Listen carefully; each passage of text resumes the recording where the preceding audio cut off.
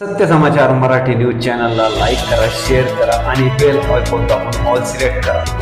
नमस्कार, सत्य समाचार मराठी न्यूज मध्ये आपले स्वागत आहे। मी असलम रंगरे। चला पाहूया आजचे विशेष घडामोडी। नाशिक शहर परिसरात ढगांच्या गडगडाटासहित तुफान पाऊस।